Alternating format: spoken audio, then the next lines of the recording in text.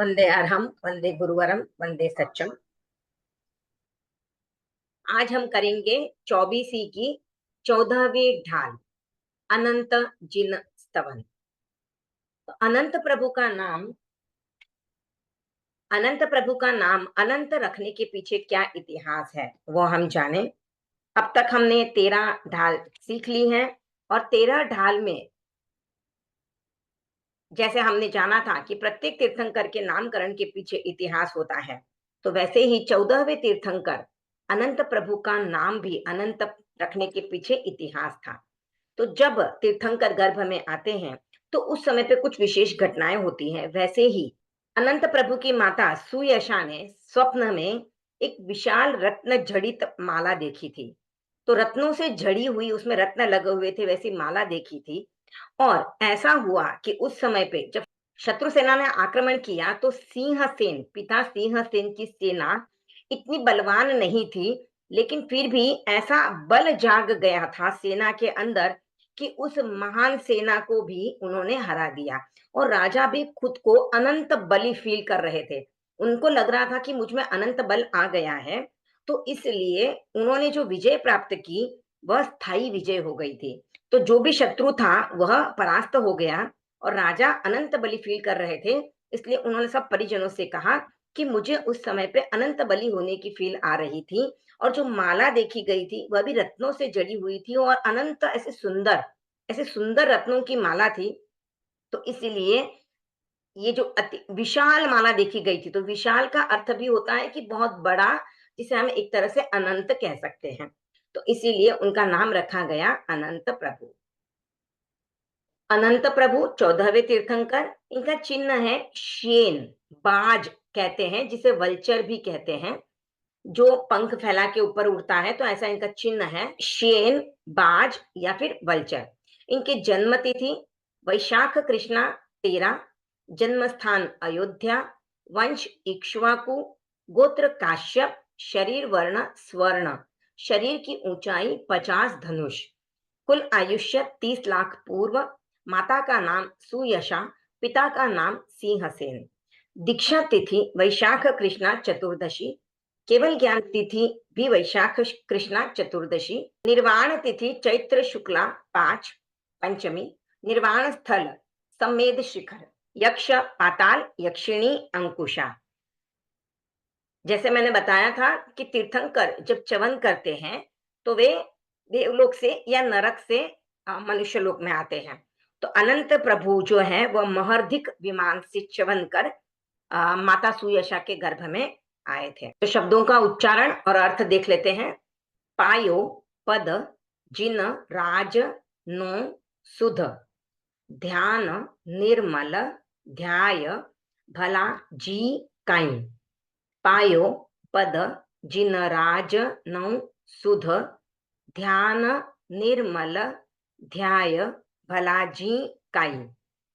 इसका अर्थ होता है कि जो 14वें तीर्थंकर थे उन्होंने निर्मल और शुक्ल ध्यान को ध्याया, यानी उन्होंने निर्मल और शुक्ल ध्यान किया और तीर्थंकर पद को प्राप्त कर लिया, अरहत पद को प्राप्त कर लिया। अब ये भलाजी काई है, ये जो राग ली गई है उसके हिसाब से आया है। तो भलाजी काई को ऐसे भी समझते हैं कि बहुत अच्छा किया कि उन्होंने शुक्ल और निर्मल ध्यान को ध्याया किया और जिनराज यानी तीर्थंकर पद को प्राप्त कर लिया, अरहत पद को प्राप्त कर लिया।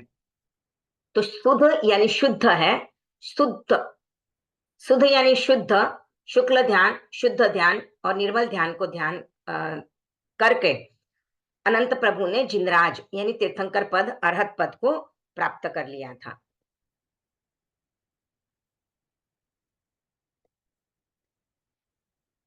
पहला पद्य, अनंत नाम जिन चवदमा रे, द्रव्य चौथे गुण ठाण।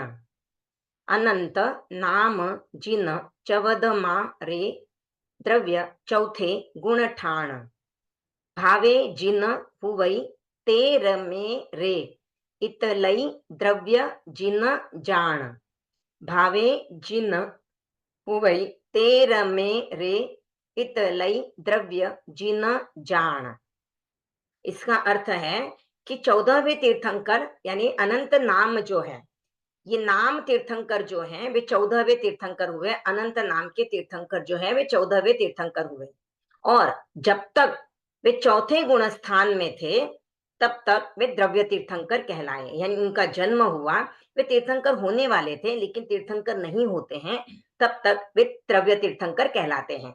उनका नाम भी अनंत रखा गया, लेकिन उस समय पे वह नाम भी जो है वह चौथे गुण स्थान में था, तो वह नाम स्थापना हो सकता है लेकिन तीर्थंकर उस समय पे नहीं थे। अब वो कब तीर्थंकर बनते हैं? जब 13वें गुण स्थान में जाते हैं। 13वें गुण स्थान में 4 घाती कर्मों का क्षय हो जाता है और केवल ज्ञान प्राप्त होता है। मिच्छामि दुक्कडम 13वें गुण स्थान में 3 घाती कर्म क्षय होते हैं और एक मोहनीय कर्म जो है वो 12वें गुण स्थान के अंत में खत्म हो जाता है। यानी जब 13वां गुण स्थान मिलता है तो चारों घाती कर्म क्षय हो चुके होते हैं और उस समय पे केवल ज्ञान प्राप्त होने की वजह से उनको केवल ज्ञान प्राप्त हो जाता है और उसके बाद वे तीर्थ की स्थापना करते हैं। तो जब 13वें गुण स्थान में आए तब वे भाव तीर्थंकर बने। तो जब तक 13वां गुण स्थान उनको आया नहीं, 4 तीर्थ की स्थापना नहीं हुई, तब तक वे द्रव्य तीर्थंकर ही कहलाए। तो ये जो है निक्षेप भाषा प्रयोग, निक्षेप भाषा के आधार पर कहा गया है। निक्षेप 4 प्रकार के होते हैं, नाम, स्थापना, द्रव्य और भाव। तो ये हमने 13वीं ढाल में अच्छे से समझे थे। यहाँ पर 3 निक्षेप की बात आ गई है। एक तो आ गया है नाम निक्षेप, यानी नाम था उनका अनंत, और द्रव्य तीर्थंकर थे जब तक वे चौथे गुण स्थान में थे, और जब 13वें गुण स्थान में आए तो वे भाव तीर्थंकर बने। तो 3 निक्षेप की बात यहाँ पर आई है। तीर्थंकर जब पैदा होते हैं, तब जब तीर्थंकरों का जन्म होता है तो वे चौथे गुण स्थान में होते हैं, और जब वे दीक्षा लेते हैं तब वे 7वें गुण स्थान में आ जाते हैं। तीर्थंकर कभी भी श्रावक व्रत स्वीकार नहीं करते हैं, इसलिए वे 5वें गुण स्थान का स्पर्श नहीं करते हैं। और ये 14वीं ढाल जो है, इसमें तो हमें गुण स्थानों का बहुत अच्छी तरह से वर्णन भी मिलेगा, कब क्या होता है, कैसे होता है, किस तरह से गुण स्थानों की सीढ़ी चढ़ी जाती है, और तीर्थंकर कौन से गुण स्थानों का स्पर्श नहीं करते हैं, और भी जो शलाका पुरुष हैं वे कौन से तीर्थंकर को, कौन से गुण स्थान को प्राप्त नहीं होते हैं, ये भी इसमें वर्णन आता है। तो जब 13वां गुण स्थान आता है तो भाव तीर्थंकर बनते हैं, तब तक द्रव्य तीर्थंकर ही होते हैं। तो वैसे ही हम भी जब भी कोई क्रिया करते हैं, जब तक हमारे उसमें भाव नहीं जुड़ते हैं या वह क्रिया सच में होने नहीं लगती है, तब तक वह द्रव्य क्रिया ही होती है, भाव क्रिया नहीं होती है। इसीलिए कहा जाता है कि हम जो भी क्रिया करें उसमें अपने भाव जोड़े, ताकि वह सिर्फ द्रव्य क्रिया यानी नाम मात्र की क्रिया बनकर नहीं रह जाए, क्योंकि भाव क्रिया होगी तो हमें उसका फल अनंत गुना मिलेगा। अगर हम धर्म की कोई क्रिया कर रहे हैं और वह भाव क्रिया कर रहे हैं तो हमारे कर्म निर्जरा जो होगी वह अच्छी तरह से होगी, यानी हमारे कर्म अच्छी तरह से झड़ जाएंगे, यानी कर्मों का निर्जरण ज्यादा मात्रा में हो सकेगा, कर्म निर्जरा ज्यादा होगी। और वहीं अगर हम द्रव्य निर्जरा करते हैं तो अल्प कर्म हमारे झड़ते हैं, कम, यानी कहेंगे ना कि मिनिमम जो झड़ते हैं उतने ही कर्म झड़ेंगे। इसीलिए हमें भी भाव क्रिया के साथ जुड़ना है। दूसरा पद्य, जिन चक्री सुर जुगलिया रे वासुदेव बलदेव। जिन चक्री सुर जुगलिया रे वासुदेव बलदेव। पंचम गुण पावे नहीं रे ए रीत अनादि स्वमेव। पंचम गुण पावे नहीं रे ए रीत अनादि स्वमेव। तो इस पद्य में बताया गया है कि जो 63 शलाका पुरुष होते हैं, उनमें से कौन कौन से पुरुष जो हैं वे 5वें गुण स्थान को प्राप्त नहीं करते हैं। तो सबसे पहले है जिन यानी तीर्थंकर, चक्री यानी चक्रवर्ती, सुर यानी देवता, जुगलिया यानी यौगलिक पुरुष, वासुदेव और बलदेव। तो ये 6 तरह की आत्माएं जो हैं, जीव हैं, आत्माएं भी कह सकते, ये 6 तरह के जो जीव हैं, ये 5वें गुण स्थान का स्पर्श नहीं करते हैं। और मैंने कहा था 63 शलाका पुरुष, तो 63 शलाका पुरुष में देवता नहीं आते हैं। 63 शलाका पुरुष में कौन कौन से पुरुष आते हैं? 24 तीर्थंकर, 12 चक्रवर्ती, 9 वासुदेव, 9 बलदेव, 9 प्रतिवासुदेव। ये 63 शलाका पुरुष होते हैं। इनकी काउंटिंग हम करेंगे तो 63 होती है। अब यौगलिक भी त्रिशिष्ट शलाका पुरुष में नहीं आते हैं, पर त्रिशिष्ट शलाका पुरुष की एक विशेषता होती है कि उनका आयुष्य जो है वह अनपवर्तनीय होता है, यानी उनको निमित्त मिलता ही नहीं है और अपना आयुष्य पूरा किए बगैर वे मृत्यु को प्राप्त नहीं होते हैं। अगर निमित्त मिल भी जाए तो भी वे अपना पूर्ण आयुष्य पूर्ण करके ही मृत्यु को प्राप्त होते हैं। जैसे 24वें तीर्थंकर पर जब घोषालक ने तेजोलेशा का प्रयोग किया था, तो उनके 6 महीने तक दस्त लगे थे उनको, तो प्रवचन बंद रहा, लेकिन उनका चरम शरीरी अंतिम शरीरी थे, उनका वह अंतिम शरीर था और वे त्रिशिष्टि शलाका पुरुष में आते हैं, तो अपना आयुष्य पूरा भोगे बिना उनकी मृत्यु नहीं हो सकती है। आयुष्य दो प्रकार के होते हैं, अपवर्तनीय आयु और अनपवर्तनीय आयु। तो अपवर्तनीय आयु जो है उसमें निमित्त मिलता भी है और नहीं भी मिल सकता है, और निमित्त मिलने पर मृत्यु हो भी सकती है और निमित्त न मिलने पर मृत्यु नहीं भी हो सकती है। तो वे अपना आयुष्य जो है जितना बांधा है उससे पहले भी पूरा कर लेते हैं, पर वो पूरा कर लेते हैं लेकिन वे उसका भोग पूरा करते हैं। यानी आयुष्य अगर 40 साल की उम्र का बांधा हुआ है और अगर मृत्यु 30 साल में हो जाती है, तो बचा हुआ 10 साल का जो आयुष्य है वह अंतर मुहूर्त में या जिस समय पे अंतिम समय होता है उस समय पे उसको भोग लिया जाता है। यानी आयुष्य कर्म का एक भी समय ऐसा नहीं जाता कि वो भोगा नहीं गया, जल्दी पूरा हो गया लेकिन उसको भोगा जाता है। इसका एग्जाम्पल दिया जाता है, जैसे हम कपड़े को, दो कपड़े हम एक जैसे ले, एक दोनों को हम गीला करें, एक को हम ऐसे फोल्ड करके सुखाएं और दूसरे को हम फैला के सुखाएं, तो जो फैला के सुखाया हुआ कपड़ा है वह जल्दी सूख जाता है और जिसको हमने फोल्ड करके रखा है वह टाइम से सूखेगा। तो वैसे ही जब निमित्त मिलता है तो अपवर्तनीय आयु जो है वो फैलाए हुए कपड़े की भांति फटाफट फटाफट पूरा आयुष्य भोग लिया जाता है, और अब निमित्त नहीं मिलता है तो वह जैसे कपड़ा घड़ी करके रखा हुआ है उस तरह से वह आराम से भोगा जा सकता है। तो ये अपवर्तनीय और अनपवर्तनीय आयु बंधने के पीछे भी कारण है। जब आयुष्य कर्म का बंध होता है वह जीवन में सिर्फ एक ही बार होता है, और जब होता है उस समय पे हमारे परिणाम कैसे होते हैं। अगर तीव्र परिणाम में हमने आयुष्य कर्म का बंधन किया है तो वह आयुष्य कर्म जल्दी पूरा नहीं होता है, अपने नियत समय पे पूरा होता है। अगर मंद परिणाम से हमने आयुष्य कर्म का बंध किया हुआ है तो उसको निमित्त मिलने पर वह जल्दी पूरा भी हो जाता है। जैसे हम गांठ लगाते हैं, अगर हमने टाइट गांठ लगा दी तो उसको खोलने को टाइम लगता है, वह उसके टाइम से खुलेगी, लेकिन अगर लूज गांठ है तो वह जल्दी खुल जाती है। तो वैसे ही हमारा आयुष्य अगर लूज परिणामों में बंधा हुआ है तो वह जल्दी टूट भी सकता है, जल्दी खत्म भी हो सकता है, लेकिन तीव्र परिणाम से अगर बांधा है तो पूरी तरह से भोगा जाएगा। तो ये जो त्रिशिष्ट शलाका पुरुष होते हैं और जो असंख्य वर्षी मनुष्य और नारक, असंख्य वर्षी मनुष्य और तिर्यंच होते हैं जो यौगलिक में होते हैं, तो ऐसे मनुष्य जो होते हैं उनका आयुष्य अपवर्तनीय ही, सॉरी, उनका आयुष्य अनपवर्तनीय ही होता है। तो यहाँ पर क्या कहा जा रहा है कि तीर्थंकर, चक्रवर्ती, देवता, यौगलिक, वासुदेव और बलदेव ये पांचवें गुणस्थान को प्राप्त नहीं करते हैं, यानी वे व्रत स्वीकार नहीं करते हैं, त्याग नहीं करते हैं। भगवान महावीर भी जब 2 वर्ष तक उनके माता पिता के स्वर्गवास के बाद 2 वर्ष तक गृहस्थावस्था में रहे थे उनके भाई के आग्रह पर, तब भी वे रात्रि त्याग करते थे, ब्रह्मचर्य का पालन करते थे, सचित्त का सेवन नहीं करते थे, लेकिन वे त्याग नहीं करते थे। तो उस समय पे वे चौथे गुणस्थान में ही थे, जैसे देवता भी चौथे गुणस्थान में ही होते हैं। तो ये पांचवें गुणस्थान का स्पर्श नहीं करते हैं, और यह रीत जो है वह अनादिकाल से चली आ रही है और स्वयमेव है, यानी किसी ने इस रीत को बनाया नहीं है, पर ये पुरुष जो होते हैं इनका, ये जो आत्माएं हैं, ये जो जीव हैं, इनका ऐसा ही क्रम रहता है। तीसरा पद्य, संजम लीधौ तिण समय रे आया सप्तम गुण ठाण। संजम लीधौ तिण समय रे आया सप्तम गुण ठाण। अंतर मुहूर्त तिहा रही रे छठे बहुस्थिति जान। अंतर मुहूर्त तिहा रही रे छठे बहुस्थिति जान। तो यहाँ पे क्या कह रहे हैं, जब संयम लिया, 14वें तीर्थंकर अनंत प्रभु ने संयम लिया, या कोई भी जीव जब संयम लेता है तो उस समय पे उसको सप्तम गुण स्थान आता है। सातवां गुणस्थान ही उसको प्राप्त होता है। वह उस गुणस्थान में अंतर मुहूर्त तक रहता है और उसके बाद छठे गुणस्थान में आ जाता है और छठा गुणस्थान लंबा चलता है। तो ये बहुस्थिति यानी बहुत लंबा चलता है। अब छठे से वापस सातवें में, सातवें से वापस छठे में, ऐसा क्रम चलता रहता है जब तक जीव को सप्तम गुणस्थान पार करके आगे नहीं निकल जाता है।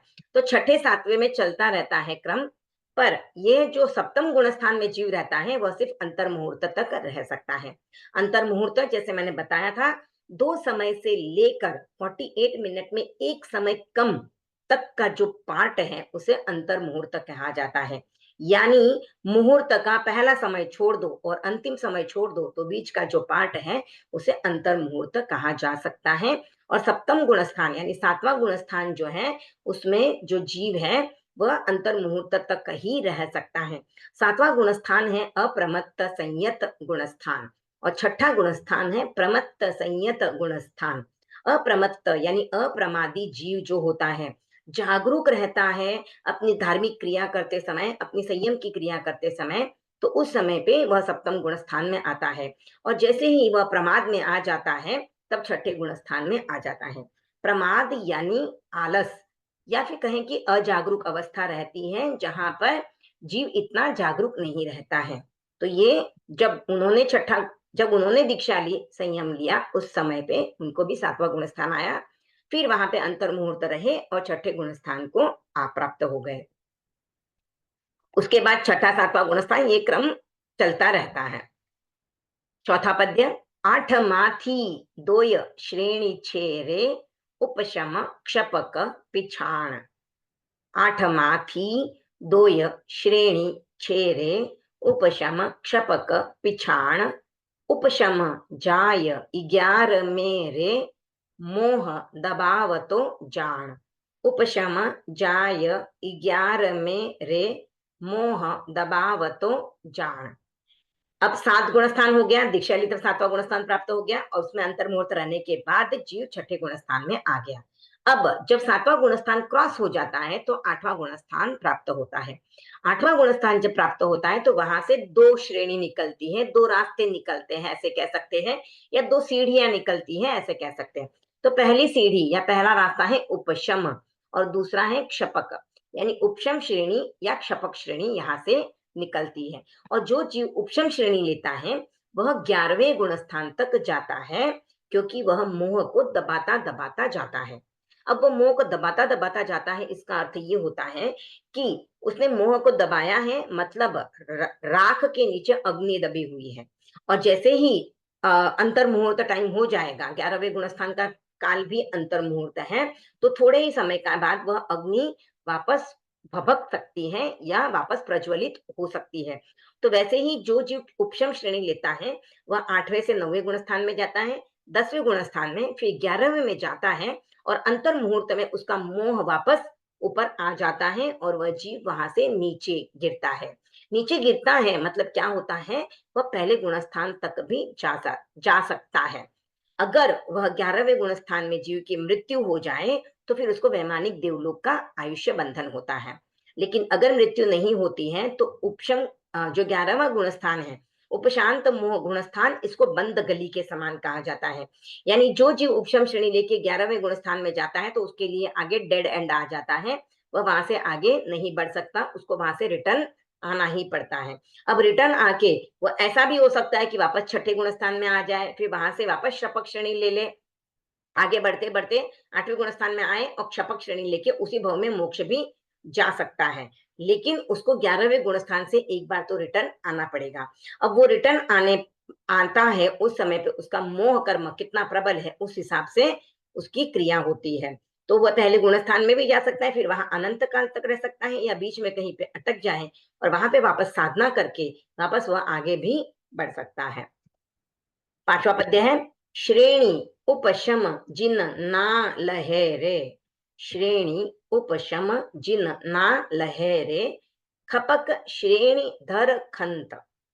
खपक श्रेणी धर खंत, चारित्र मोह खपावता रे, चढ़िया ध्यान अत्यंत। चारित्र मोह खपावता रे, चढ़िया ध्यान अत्यंत। तो इसमें क्या कहा जा रहा है कि उपशम श्रेणी जो है वे जिन नहीं लेते हैं, यानी तीर्थंकर उपशम श्रेणी का रास्ता लेते ही नहीं है।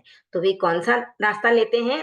क्षपक श्रेणी, वह रास्ता पकड़कर वे आगे बढ़ते हैं और कर्मों को खत्म करते हैं। तो क्या करते हैं? वे चारित्र मोह का क्षय करते जाते हैं और ध्यान का जो उच्च सोपान है, अत्यंत यानी एकदम एंड का जो ध्यान का सोपान है, उस पे आरूढ़ हो जाते हैं। तो ध्यान का अत्यंत यानी एकदम उच्च सोपान कौन सा है?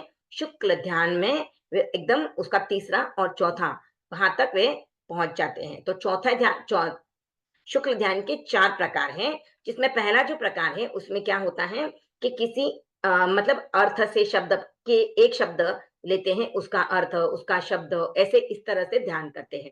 फिर उसकी सेकंड स्टेप में जब आते हैं तो कोई भी एक ही शब्द को पकड़कर उसी पे ध्यान एकत्रित करते हैं, उसी पे ध्यान धरते हैं।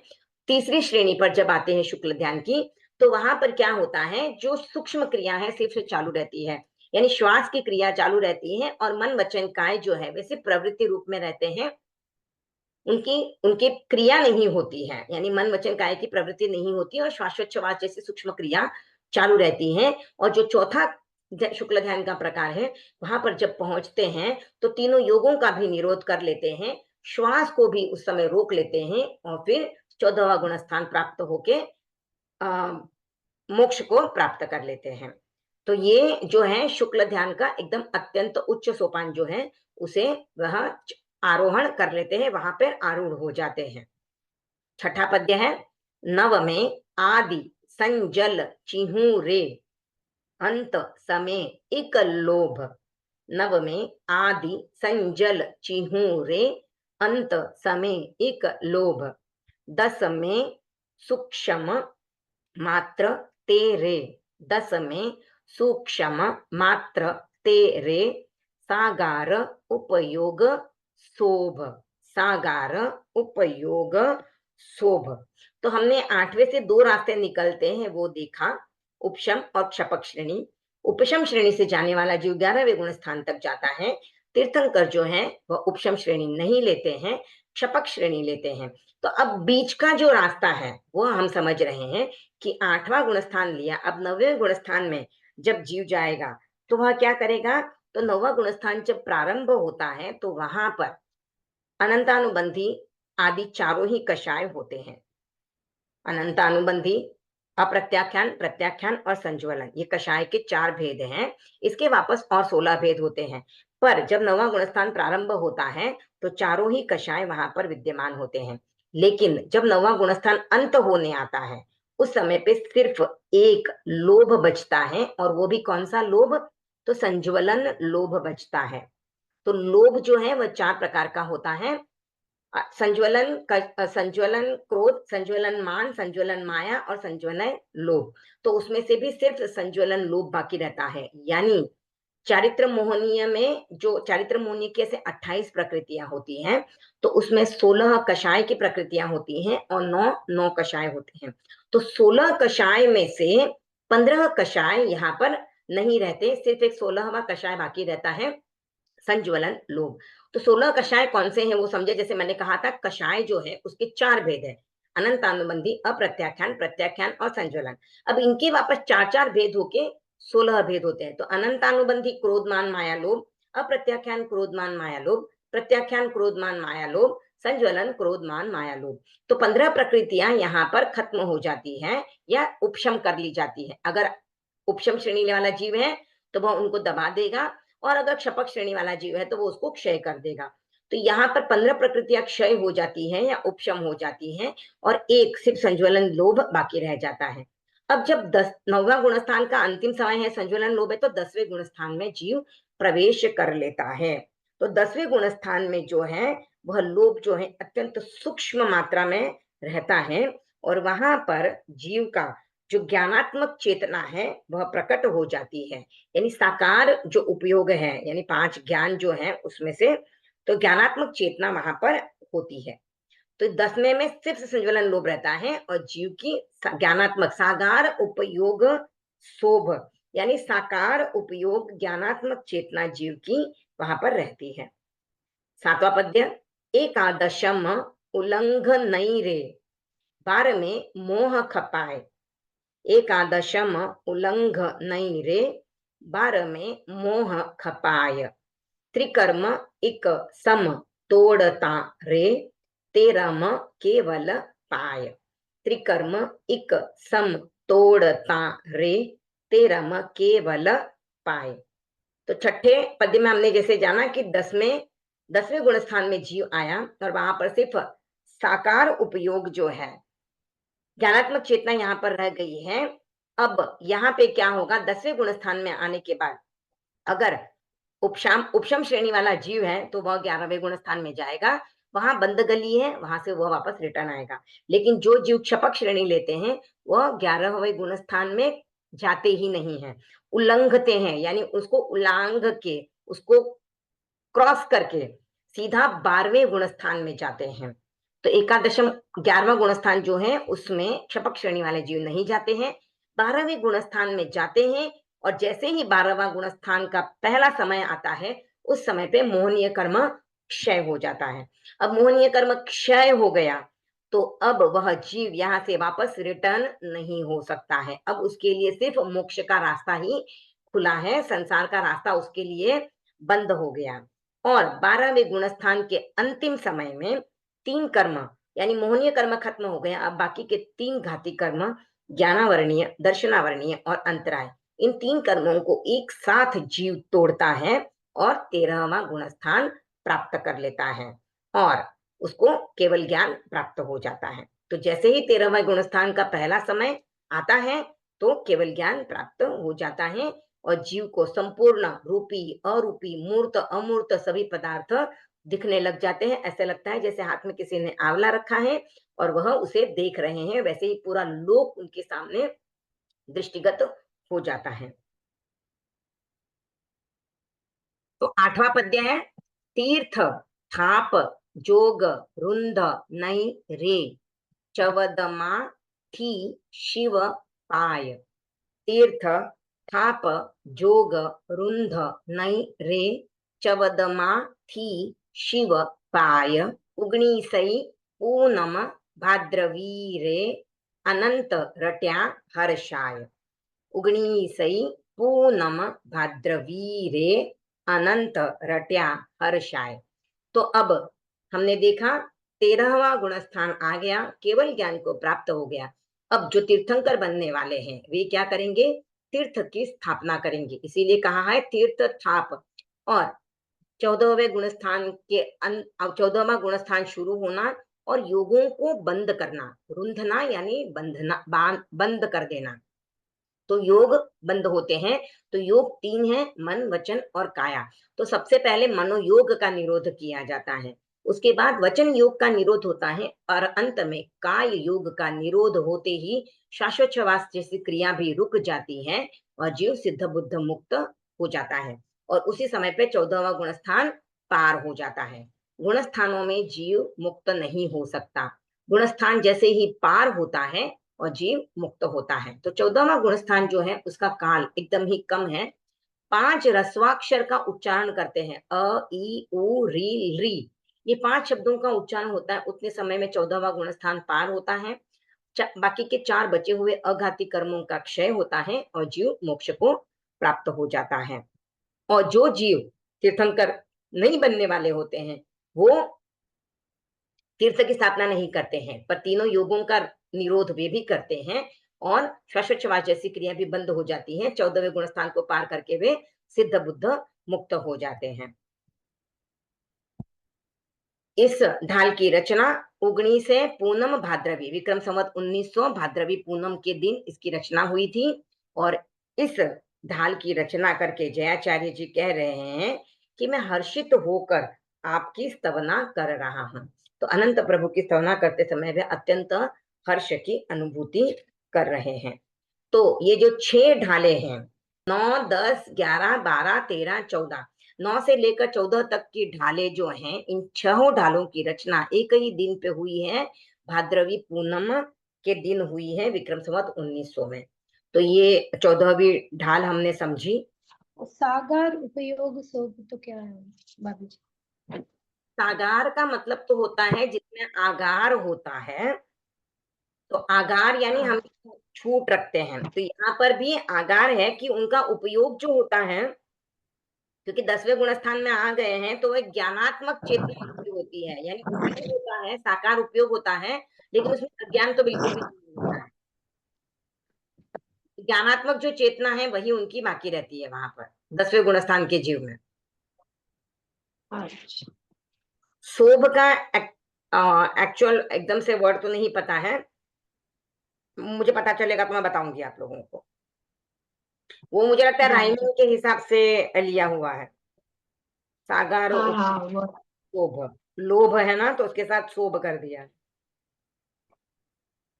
हाँ हाँ या फिर शोभ का अर्थ भी यह भी हो सकता है कि उस समय पे वहां पर हाँ ऐसे, हाँ हाँ, ये भी हो सकता है, क्योंकि सागार उपयोग तो ज्ञानात्मक चेतना रहती है, सागार यानी वहां पे वह आगार रहता है, तो उस समय पे हो सकता है। हाँ। वो जो 8वां पद्य है ना, तीर्थ थाप जोग रुंद नेरे, उसका हम्म थोड़ा एक्सप्लेन कर दो। तीर्थ यानी चार तीर्थ जो होते हैं, साधु हाँ साध्वी श्रावक श्राविका, तो उसकी स्थापना करते हैं यानी थाप।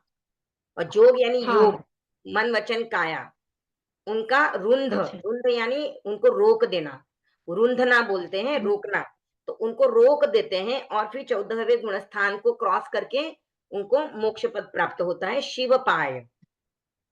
शिव यानी मोक्ष, कल्याणकारी मार्ग अच्छा जो अच्छा। है वो अच्छा उनको मिल तो जाता है। जब वो तीर्थ था था स्थापना करते हैं उन टाइम में, उस टाइम में उनकी वो केवली अवस्था रहती है। हाँ, उस समय पे केवली अवस्था रहती है, 13वें गुणस्थान में होते हैं ना, तो उस समय पे जोग हाँ उस हाँ। समय पे योग नहीं रोकते, उस समय पे तो क्रिया चालू रहती है, क्योंकि 13वें गुणस्थान का वो तो। कालमान जो है वो बहुत लंबा रहता है, हाँ क्योंकि तीर्थंकर जो है प्रवचन देते हैं, सब लोगों हाँ को कल्याण करना है, तो उपदेश वगैरह सब करते हैं। तो जैसे भगवान महावीर को केवल ज्ञान प्राप्त हो गया था साढ़े 42 वर्ष की अवस्था में, लेकिन उनका निर्वाण हुआ 72 वर्ष की उम्र में। तो 30 वर्ष का उनका केवली काल था, केवल ज्ञान के बाद भी वे 30 वर्ष तक रहे थे इस संसार में। तो उसके बाद फिर वो योगों को रोंदते हैं, वो लास्ट समय पे होता है 14वें गुणस्थान के अंत में। हाँ। Okay okay. ठीक। जैसे उनको अभी केवल ज्ञान मिल गया है, तो हम्म कुछ ऐसे तो किसके आधार, कौन सा टाइम ऐसे कौन सा रहता है कि उसके बाद में उनको मोक्ष मिलेगा, मतलब वो पीरियड को कैसे मालूम, उनको मालूम रहेगा क्या कि मुझे ऐसा उनको इतने टाइम उनको के तो बाद में मालूम ही मुझे रहता है ना, उनको केवल ज्ञान प्राप्त हो गया है तो उनको तो मालूम ही रहता है, लेकिन वे कोई चीज को चेंज नहीं करते, जो चीज जैसी होती है वैसे ही होती जाती है। अच्छा।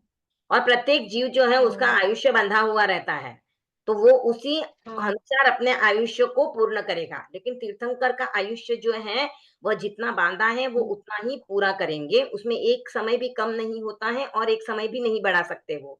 देखिए भगवान महावीर का जब हम जीवनी सुनते हैं संवत्सरी के समय पे, तब बताया जाता है हाँ कि जब भगवान महावीर का निर्वाण होने का समय निकट आ गया था, तो उस समय पे इंद्र ने हाँ आके प्रार्थना की थी कि भगवान अगर इस आप थोड़ा सा आपके निर्वाण को आगे बढ़ा देते हो ना, तो जैन धर्म पे हाँ अभी भस्म ग्रह लगने वाला है, तो आप अगर हाँ थोड़ा सा बढ़ा दोगे तो ये भस्म ग्रह नहीं लगेगा। तो फिर भगवान महावीर ने कहा था ऐसा कभी न हुआ है न होगा, भले ही मैं सब करने को सक्षम हूँ, लेकिन तीर्थंकर भी दो ऐसे कुछ कार्य हैं जो तीर्थंकर भी नहीं कर सकते हैं, जैसे किसी का आयुष्य बढ़ाना या किसी का आयुष्य कम करना, जीव को अजीव बनाना, जो अजीव है उसको जीव बनाना, या जो भवी जीव है उसको अभवी बनाना, या अभवी को भवी, ये जो कुछ कार्य हैं उन कार्यों को तीर्थंकर भी नहीं कर सकते हैं, भले ही उनको केवल ज्ञान है, क्योंकि ये जो है अनादि पारिणामिक भाव है, यानी ये अनादि काल से ऐसे ही चलते आ रहे हैं और ऐसे ही रहेंगे। तो किसी भी जीव का आयुष्य घटा बढ़ा भी नहीं सकते हैं तीर्थंकर, भले ही अनंत बली होते हैं तो भी। और ना ही वे जीव को अजीव बना सकते हैं, ना अजीव को जीव बना सकते हैं, न भवी जीव को अभवी और न अभवी जीव को भवी बना सकते हैं, कुछ भी ये चेंजेस वो नहीं कर सकते हैं। राग लेते हैं इसकी, बहुत ही अच्छी ढाल है, गुण स्थानों का वर्णन इसमें हुआ है तो हमें पता चल जाता है। और यहाँ पे शुरुआत सीधी चौथे गुण स्थान से हुई है, क्योंकि मोक्ष की तरफ बढ़ने का जो रास्ता है वह सम्यक्त्व से प्राप्त शुरू होता है, तो चौथे गुण स्थान में सम्यक्त्व आ जाती है, तो उसके बाद ही साधना का क्रम जो है वह आगे बढ़ते-बढ़ते मोक्ष को प्राप्ति होती है। तो राग हम लेते हैं 14वां अनंत जिन स्तवन। तो अब हम राग देख लेते हैं। पायो पद जिन राजनौ सुध ध्यान निर्मल ध्याय भला जी काई। पायो पद जिन राजनौ सुध ध्यान निर्मल ध्याय भला जी काई। अनंत नाम जिन चवद मारे द्रव्य चौथे गुण ठाण भला जी काई। भावे जिन हुवै तेर मेरे इत लई द्रव्य जिन जान भला जी काई। अब ये जो पहली लाइन के बाद मैंने भला जी काई बोला, वो आप बोलो तो भी चलता है और नहीं बोलो तो भी चलता है। तो इसको बगैर बोले हम लेते हैं। अनंत नाम जिन चवद मारे द्रव्य चौथे गुण ठाण। भावे जिन हुवै तेर मेरे इत लई द्रव्य जिन जान भला जी काई। पायो पद जिन राजनौ सुध ध्यान निर्मल ध्याय भला जी काई। जिन चक्री सुर जुगलिया रे वासुदेव बलदेव पंचम गुण पावै नहीं रे ए रीत अनादि स्वमेव भला जी काई।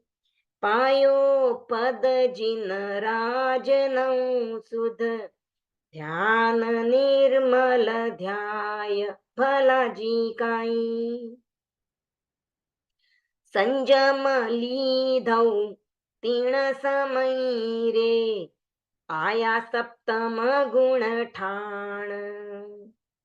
अंतर मुहूर्त तिहारही रे अंतर मुहूर्त तिहारही रे छठे बहु स्थिति जान भला जी काई।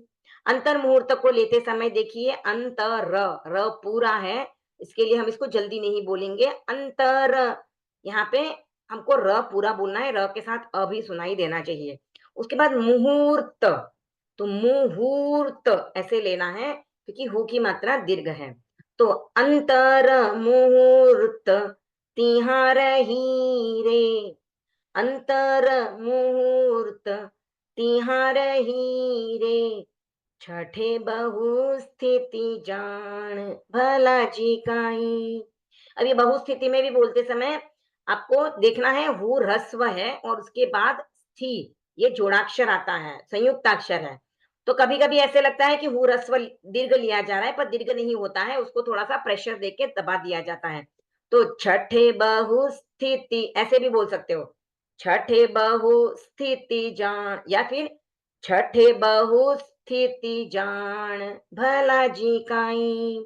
एक बार वापस लेती हूँ तीसरा पद्य।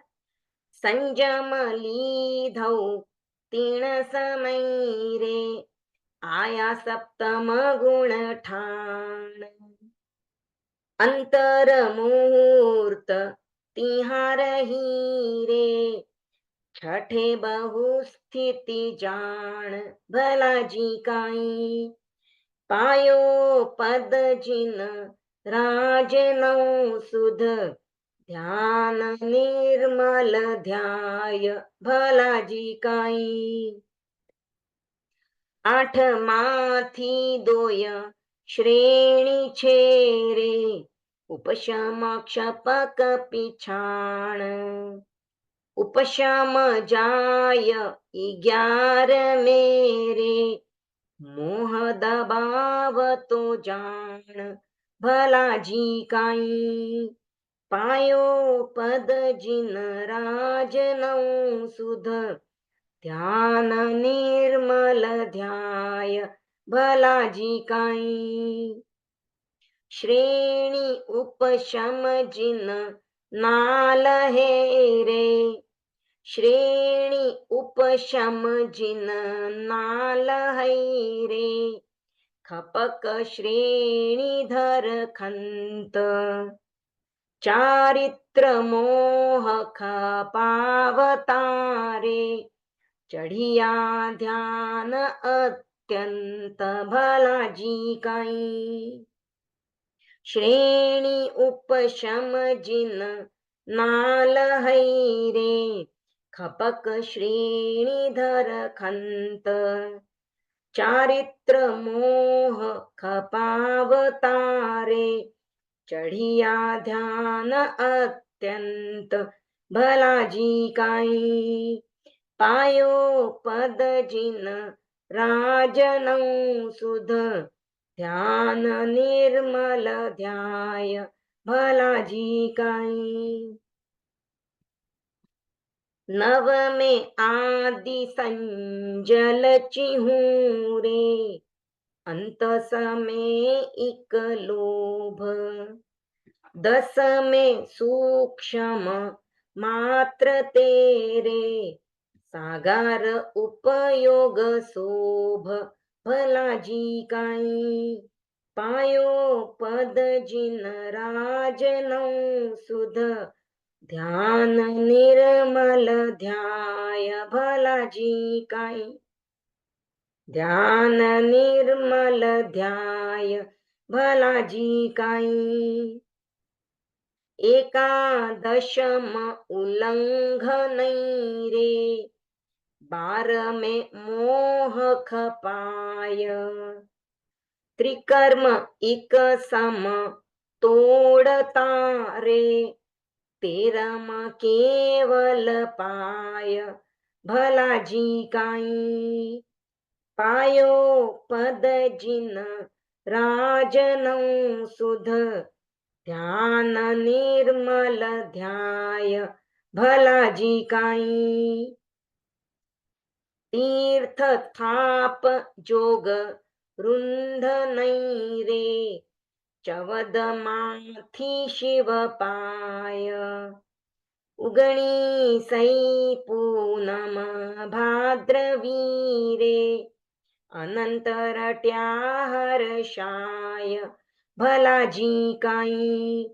पायो पद जिन राजनौ सुध, ध्यान निर्मल ध्याय भलाजी काई। पायो पद जिन राजनौ सुध, ध्यान निर्मल ध्याय भलाजी काई। ओम अरहम। वो 13th वाला हो गया है मेरा, तो अभी सुना सकती हूँ। लेट हो गया आपको तो बाद में सुनाऊं? चलेगा, मुझे चलेगा, सुना दो। हाँ, किसी का कुछ डाउट क्लियर करना है वो उनको छोड़ना, वापस कुछ कुछ पूछना है मैं किसी को? बोल दूं? आप लोगों ने कौन सी याद की है? किसी की याद हुई है? और तुम सुना लो रूपल, फिर जिनको और याद हो गई वो भी। हाँ। साहिब शरण तिहारे हो, शरण तिहारे, शरण तिहारे, शरण तिहारे हो, विमल कर विमल प्रभु सेवक नियर दास, आयो शरण तिहारे हो, विमल करण प्रभु विमल नाथ जी, विमल आप वररी, विमल ध्यान धरता हुए निर्मल, तन मन लागी प्रीत, आयो शरण तिहारे हो, विमल ध्यान प्रभु आप ध्याया, तिन से हुआ विमल जगदीश, विमल ध्यान बलि जे कोई ध्यासी, होसी विमल सरीस, आयो शरण साहिब तिहारे ध्रुवपद अ, शरण तिहारे है। शरण तिहारे हो, विमल गृहवासे द्रव्य जिनेन्द्र था, दिख दिख्या लीधा भावे सार, केवल उपना भावे जिनेश्वर, भावे विमल आराध आयो, क्या है वो, साहिब, आयो शरण तिहारे हो। साहिब शरण तिहारे। अच्छा, नाम स्थापना द्रव्य विमल थी, कारज न सरे को, भाव विमल थी कारज सुधरे, भाव जा प्याशिव होया, आयो शरण तिहारे हो। बस वैसे ही ले रही है, साहिब शरण तिहारे। तिहारे हो, गुण गिरवो गंभीर धीर तू मेटन जम त्रास, मैं तुम वयन आगम शिर धार्या, तू मुझ पूरन आश, अब आयो शरण तिहारे, शरण तिहारे। तिहारे हो। तू ही कृपाल दयाल साहिब, शिवदायक तू जगन्नाथ, हम्म। निश्चल ध्यान धरे तुझ ओलख, ते मिले ते मिले तुझ संगार, आयो शरण तिहारे हो। अंतर जामी आप उजागर, मैं तुम शरणों लीद, मैं तुम शरणों लीद, सन्मंतुग्नि से भाद्र विपुनम, वंचित कारज सिद्ध, आयो साहिब, शरण, अरे सॉरी, साहिब शरण शरण तिहारे हो। ओ बाप रे, सब इतने जगह टाइम से सीख रही हूँ, वो कब से सुनाना, कितना टाइम हो गया, कुछ अलग ही आ गया। नहीं, तूने क्या किया बहुत टाइम हो गया, अभी गैप, पहला टाइम गैप बहुत हो गया। पहला जो पद्य है ना, उसका लास्ट लाइन ले रही है तू, आयो शरण तिहारे हो, जबकि ऊपर की लाइन है, अच्छा अच्छा, ऊपर की लाइन है अच्छा साहिब अच्छा, ओके तिहारे हो। Okay okay. ऐसे दिक्कत नहीं है, वो आयो भी बोलना, लेकिन ऊपर का ध्रुवपद साहिब शरण तिहारे है तो वही आना चाहिए, तो बस वही ध्यान रखना। क्लास। मुझे एक डाउट था, एक डाउट था, बोलो। जैसे ये जो सूरत में ये सब म्यूजियम वगैरह सब जो भी महाराष्ट्र रमन जी का होता है, उसको ही हम ऐसे तारीफ करें तो कोई ऐसे पाप नहीं कि भाई कितना अच्छा है, कितना अच्छा है। जैसे हम हर जगह बोलते हैं कि ज्यादा ऐसा बोलना नहीं चाहिए कि बहुत अच्छा बहुत अच्छा, तो इस पे क्या कर, जो म्यूजियम और जैसे बना, तेरापंथी का कुछ भी आता है तो हम उससे ज्यादा बड़ा चढ़ा के बोलते हैं, जैसे क्योंकि हमको अच्छा लगता है वो, तो वो सही है कि क्या? देखो म्यूजियम बना, जो भी हुआ उसमें जो हिंसा हुई है, तो उसकी अगर हम अनुमोदन कर रहे हैं तो उस हिंसा में भी हमारा अनुमोदन तो हो ही रहा है, पर उसके साथ साथ ज्ञान भी बढ़ रहा है, हमारे धर्म संघ की प्रभावना भी हो रही है उससे, तो उसकी अनुमोदना करना भी चाहिए। और जो उसके हिंसा का जो दोष लगना है वो तो लगना ही है, अगर हम अनुमोदन करेंगे तो। हाँ, तो किस तरह इनको बताना है? जैसे ये हुआ है तो कभी किसी को ऐसे बताए कि ऐसा हुआ है, इतना हुआ है, इतना, आप ऐसे ये नहीं, बताओ। कुछ और भी होता है। देखिए जब भी बताते हैं, देखो वैसे भी हम तो संसार में हैं, तो हमारे तो वैसे भी अवरत खुला ही है, हमारे तो हिंसा लग ही रही है, तो हम कहाँ कहाँ बचेंगे इन सब चीजों से। लेकिन कोई अच्छा कार्य हुआ है तो उसके हम प्रमोद भावना से किसी को बताते हैं कि भाई आप जाओगे वहां पर, आपको भी ज्ञान की कुछ बातें सीखने मिलेंगी, बहुत अच्छी तरह से उन्होंने समझाया हुआ है और हम देखते हैं तो हमारे ध्यान में रह जाता है, तो उन्होंने बहुत मेहनत की है, तो आप जब भी आपको समय हो तो आप अपने हिसाब से जाके वहां पे देख लीजिएगा, तो आपका भी ज्ञान बढ़ेगा। देखिए हम ऐसे तो कितनी सारी चीजों की माउथ पब्लिसिटी करते हैं, तो ये तो एक अच्छी ही क्रिया है, भाई कोई जाएगा तो वहां से कुछ सीख के ही आएगा। बाकी देखो उसमें जो ठीक। अनुमोदन है, जो हिंसा हुई है, तो वो हिंसा का अनुमोदन हम कर ही रहे हैं, अच्छा बता रहे हैं तो। लेकिन प्रमोद भावना, किसी की अच्छाई बताना, वो हम बोले तो उसमें कोई दिक्कत नहीं है। अब हर जगह पे हम ये नहीं देख सकते हैं कि यहाँ पे कर्म बंधन हो रहा है, तो हम तो अभी गृहस्थ में है तो बहुत सारे काम कर ही रहे हैं। हम्म। तो उस हिसाब से अपना ठीक। विवेक करके किस चीज को बोलना है, किस चीज को नहीं बोलना है, वो अपना अपना विवेक है। और धार्मिक कोई प्रवृत्ति है, जैसे हम बोलते हैं सभा भवन में आओ, सामायिक करो, तो इसमें भी आने वाला आएगा तो उसको हिंसा तो लगनी ही है, लेकिन वो वहां पे आके सामायिक करेगा, उसकी निर्जरा होगी, हमें भी धर्मदारी का लाभ मिलता है, तो हम प्रेरणा देते ही है ना लोगों को। तो वैसे ही वहां पे जाएंगे, अगर वो वहां पे नहीं जाएंगे देखने को, तो और कहीं घूमने चले जाएंगे, शॉपिंग में चले जाएंगे, तो बेटर है कि वो वहां पे म्यूजियम है वो देखेंगे, तो कुछ चीजें उनको पता चलेंगी। हाँ, तो ये इंडिया में कैसे ही हुआ कि जैसे अभी मंदिर है तो ये भी यही बोलते हैं कि मंदिर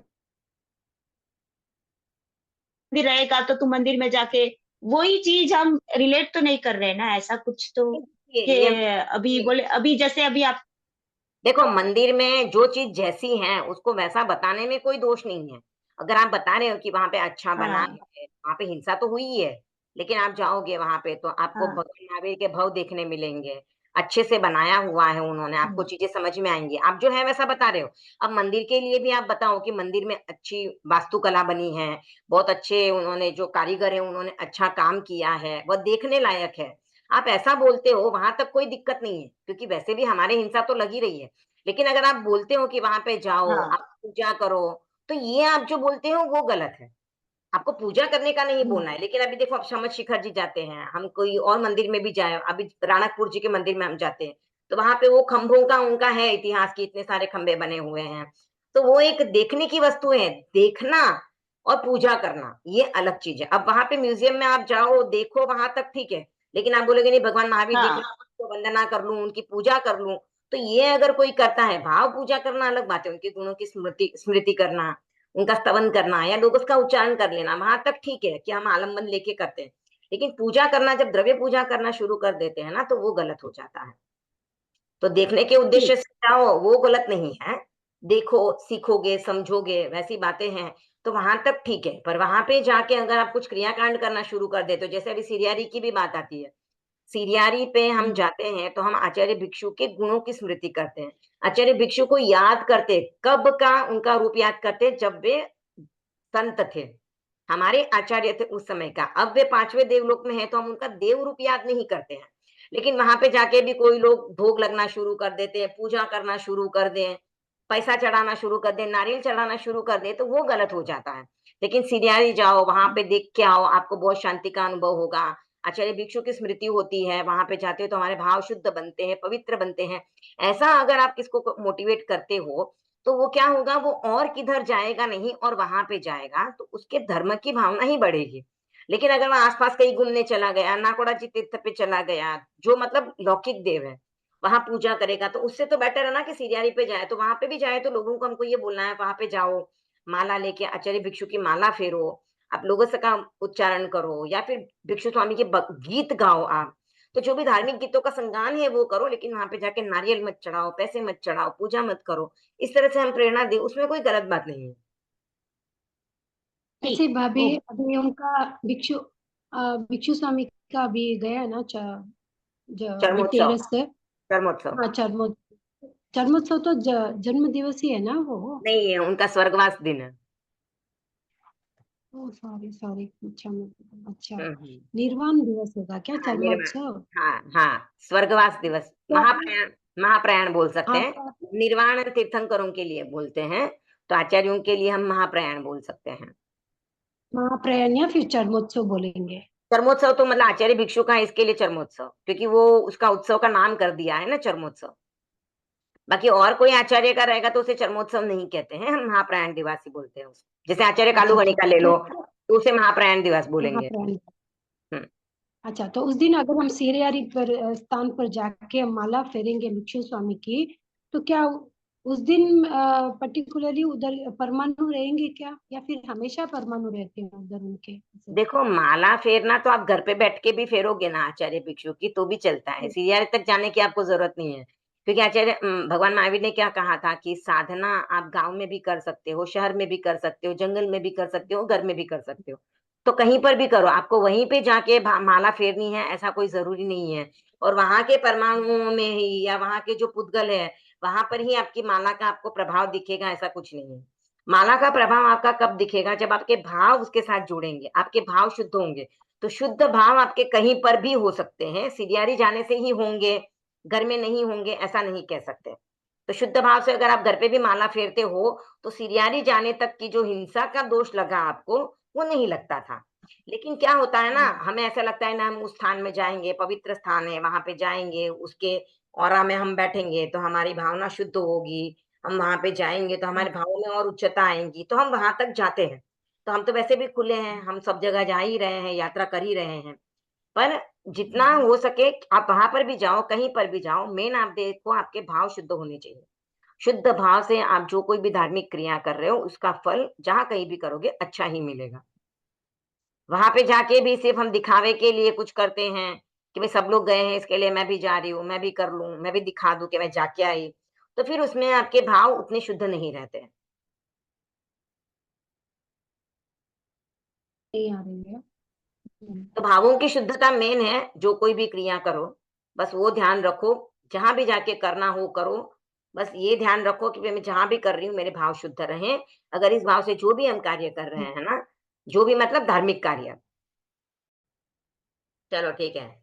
आज के लिए यहीं पे संपन्न करते हैं। ओम